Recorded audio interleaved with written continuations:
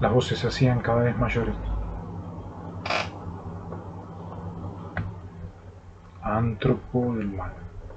Antropo del mal y antropo del mal. No sabía a quién se referían.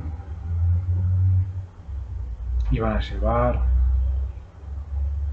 todos los pecados que enfrenté en las guerras a la mente de Jesús. E iban a tomar el trono para que el universo y el planeta sean totalmente oscuros. Argentina insistía, Gran Bretaña acompañaba y América ya estaban casi de rodillas cumpliendo el objetivo de Miguel.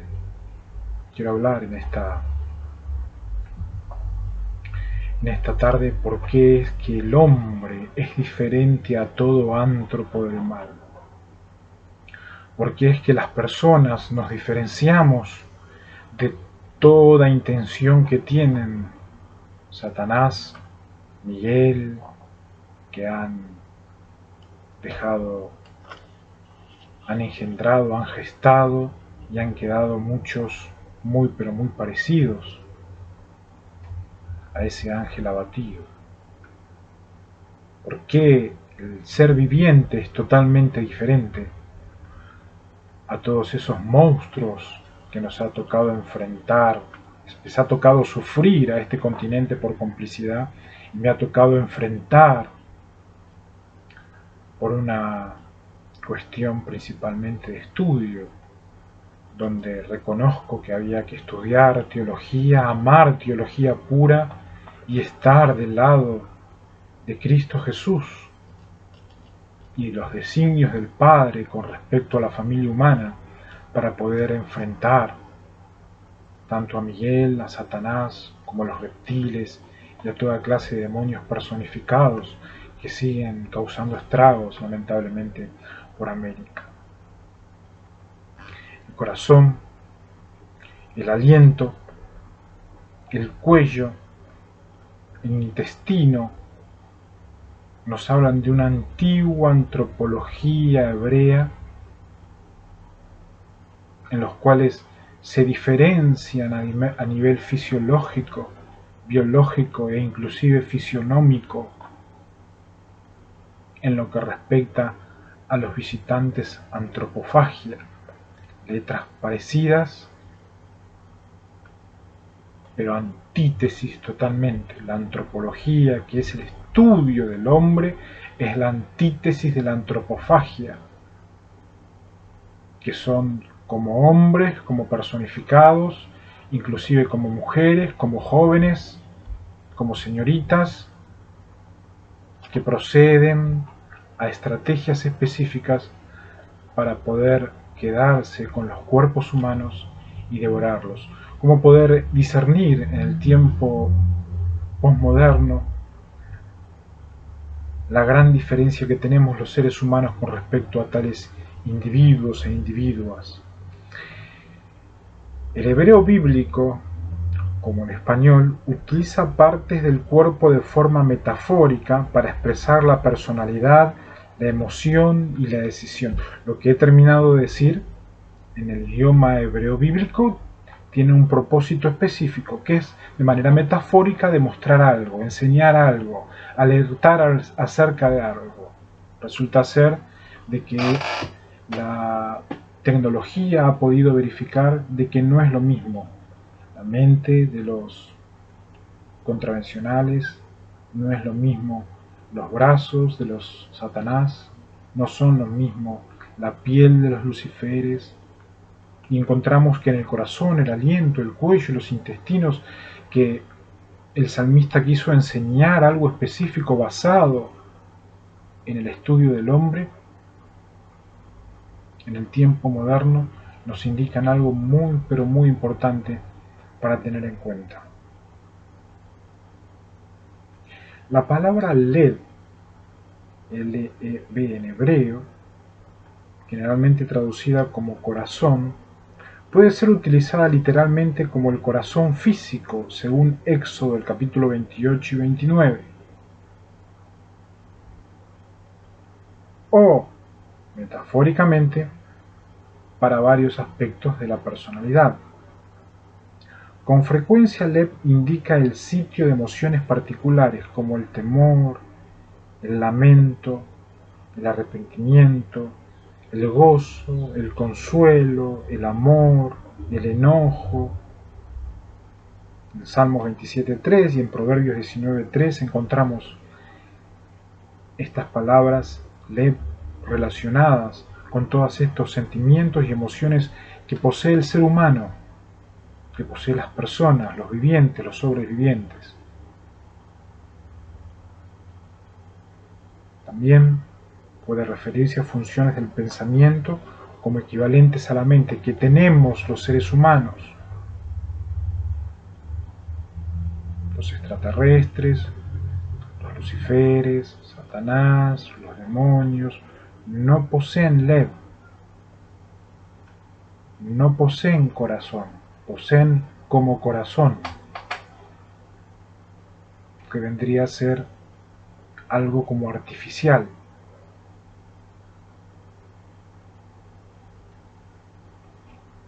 Inmediatamente estos individuos que atacan el temor, el lamento, el arrepentimiento, el gozo, el consuelo, el enojo, quieren ser esos sentimientos. Tanto así que no lo logran y vienen a partes específicas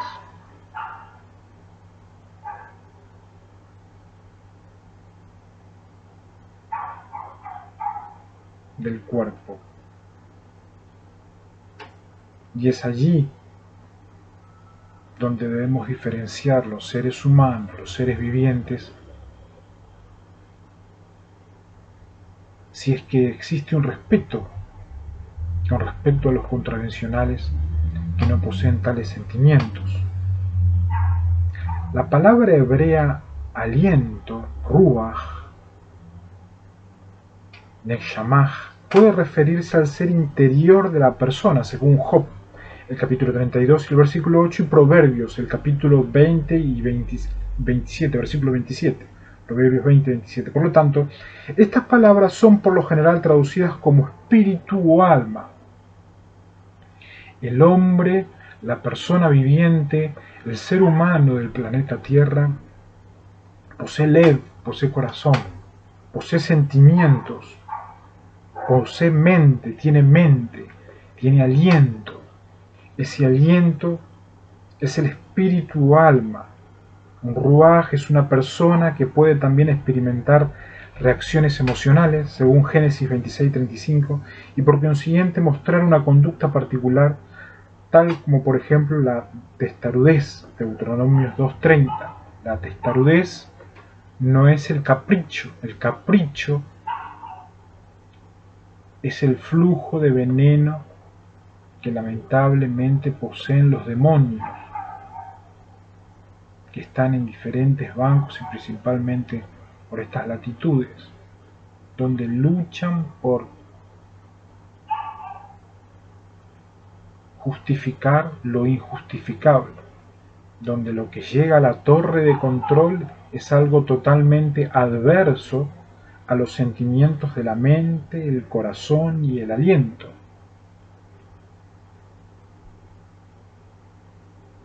Es allí donde pido a todas las facultades que estudien estos videos y a partir de allí que aborde psicología lo que tiene que abordar, recursos humanos en los bancos lo que tiene que abordar, neurología lo que tiene que analizar, biología lo que tiene que resolver,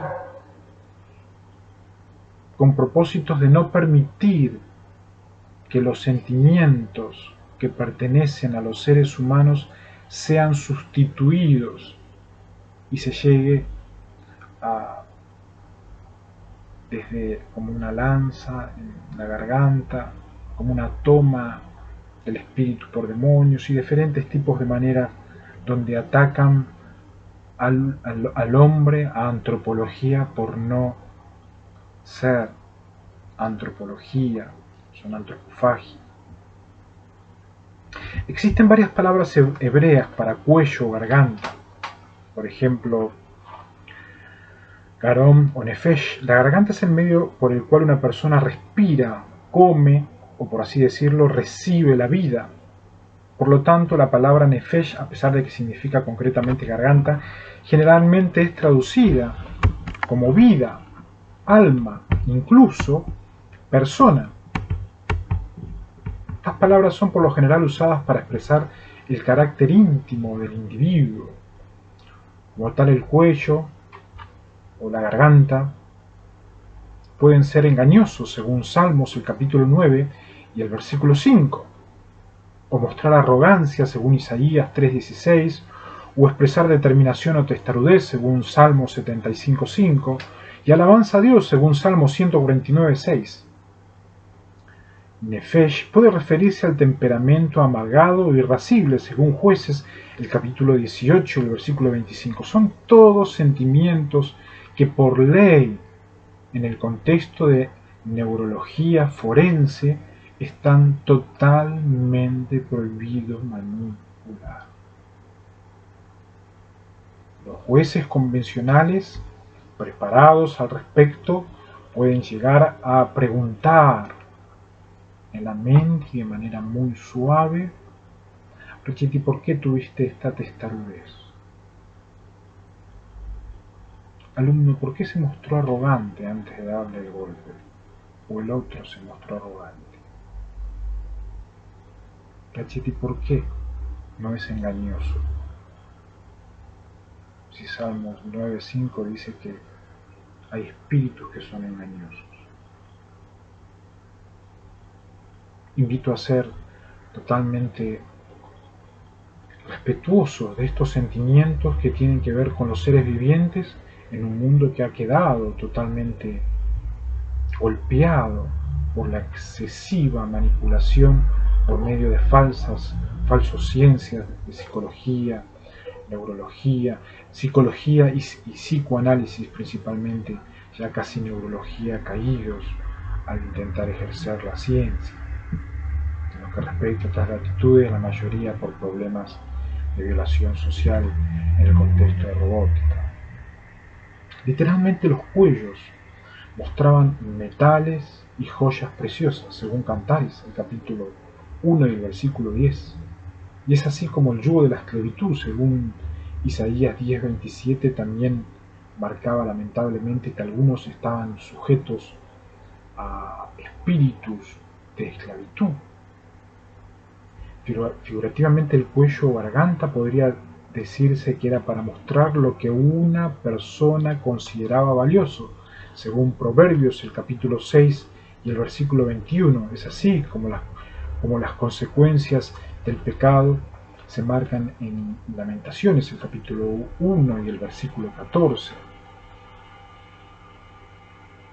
Es muy interesante notar todo lo que hacen principalmente en las sociedades civiles y en las sociedades donde hay grandes urbes, para poder mantener esclavizados pero muy sutilmente a las personas que quieren vivir libremente y naturalmente en ciudades grandes.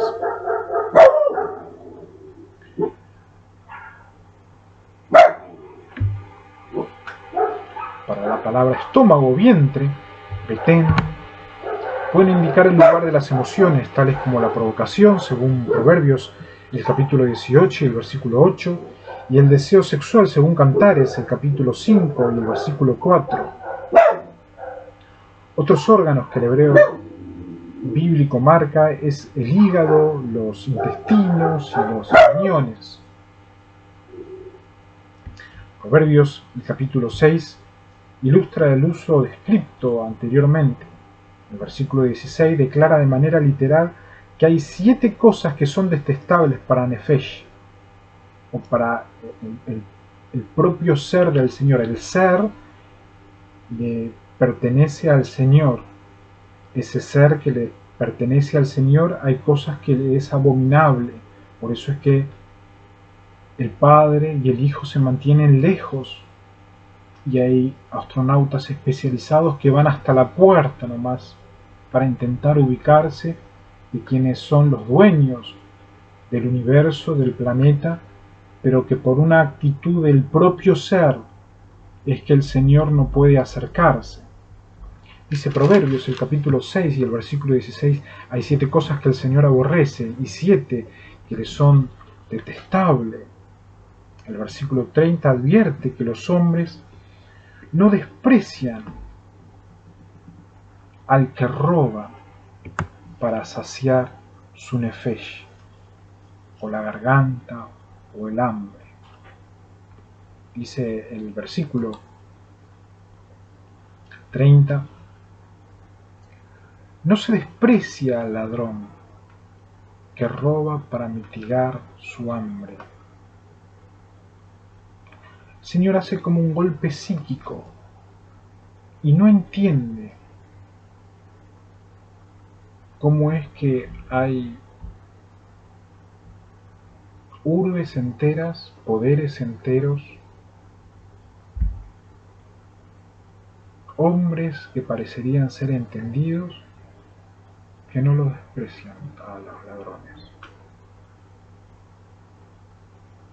En el pensamiento hebreo, en el pensamiento viviente, en el hombre normalístico contemporáneo, en base en armonía con el cielo, produce tal rechazo, y ese rechazo lamentablemente se desarrollaron guerras, donde intentaron ser el libre y la sociedad libre, e inclusive el nombre Buenos Aires. Y muchos no sabían de qué eran ladrones. Capaz que muchos fallecieron por abuso de confianza. Y es interesante notar de que en cada versículo hay un llamado del cielo a no acostumbrarse, a no despreciar al ladrón, aquel que está preso y después de cumplir sale,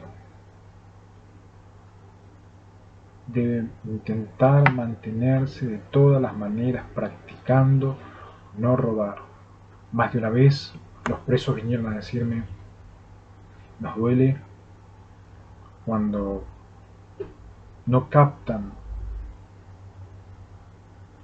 de que ya dejamos de robar y que no robamos. Es como que no sienten eso.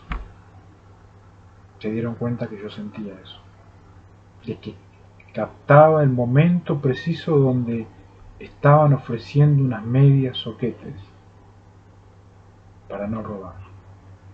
Y es allí donde el cielo baja a asistir, donde el planeta se hace legal y donde el sistema se hace natural, ya que logran aprecio a aquellos que alguna vez debieron ser despreciados por robar y mitigar el hambre. El versículo 32 declara que el adúltero destruye su propio nefesh, o su vida, o su alma. Dice, pero el que comete adulterio le faltan sesos, y el que así actúa se destruye a sí mismo. Macumbas declararon allí desde el Mercosur de que no podían hacerme caer. En 2005 logré una foto allí en Sarandí, donde habían logrado más de 130 kilos. Muchísimos satélites me habían golpeado, me habían abusado, habían puesto toda la electricidad para electrocutarme para que adultere, querían destruir mi alma. Qué interesante es lo que dice el Proverbios. No es posible que la justicia tarde. Cuando uno vuelve a los escritos de la voluntad del cielo, se encuentra de que la vida y el alma persiste, continúa y permanece en aquel que desea ser persona, en aquel que desea ser antropología y no logias, en aquel que desea combatir contra la antropofagia y no ser parte del carcomimiento. El versículo 14 señala que el individuo que trama el mal tiene la perversidad en su corazón o en su mente, mientras que el versículo 32 afirma que el adúltero carece de leb. Hace una comparación. El versículo 32 dice le falta sesos al que adultera, y el versículo 14 dice el malvado trama el mal en su mente y siempre anda provocando disensiones. Y ahí encontramos un montón de casos que ojalá que puedan ser cada vez más, donde fueron electrocutados en ese sentido. No tramaron, no tuvieron doble vida y le faltó sesos para poder enfrentar al electrocutamiento. Y bloquearon su corazón, y bloquearon su espíritu, y procedieron a tener sexo contravencional. Ojalá que no hayan sido más envenenados, porque lamentablemente los muchachos de teología van a estudiar, los que iban a estudiar teología, algunos para ser pastores, y lamentablemente se encontraron en medio de una mafia inarrable, esclavistas africanos de más de 3000 años antes de Cristo, donde ya eran indomables, donde África dijo te los pusimos ahí y no los podíamos tener, quedaron totalmente negros de tanto pecado, y eso eran los jefes. Ojalá que muchísimos puedan volver a tener buen juicio, a no perder los sesos, a no ser parte de aquellos que tienen doble vida, doble chip. Dos chips, tres chips, andan cambiando los chips y vienen las empresas telefónicas a decirle, Machete, ¿cómo es eso? Piensan que no se los ve, no se los analiza, piensan que son tontos. Ojalá no caer tampoco en la burla, en los cuales lamentablemente las empresas telefónicas, la mayoría son satanes y se jactan y se alegran de que haya hombres que creen que porque tienen 3 o 4 chips pueden llegar a evadir la justicia. Las enseñanzas de los sabios hebreos son formuladas en términos que algunas veces son ajenos al lector moderno. Sin embargo, cuando éstas se entienden en sus propios términos, crean una imagen tan convincente del ser humano como un conjunto de capacidades físicas, emocionales y espirituales que lamentablemente los caldeos no reunieron. Todo hombre, mujer, niños o niñas es una combinación integral del cuerpo y del alma. Los aspectos emocionales e intelectuales de la vida simplemente no pueden ser separados de la naturaleza como un todo. Insto a todos los poderes que trabajan para mantener juntos a los seres humanos, que lo sigan haciendo para poder mantener legal, natural y legítima la especie humana al margen de todos los golpes que se va recibiendo por la cantidad de contravencionales que afectan el cielo y la tierra, principalmente por estas latitudes, ya que Brasil sigue marcando presencia con Satanás, y el nombre que ya deja de tener vigencia en las personas más serias de estas provincias, van tomando en serio cada una de estas palabras para poder decir de una vez para siempre antropología sana, teología sana, no a la antropofagia y las sectas.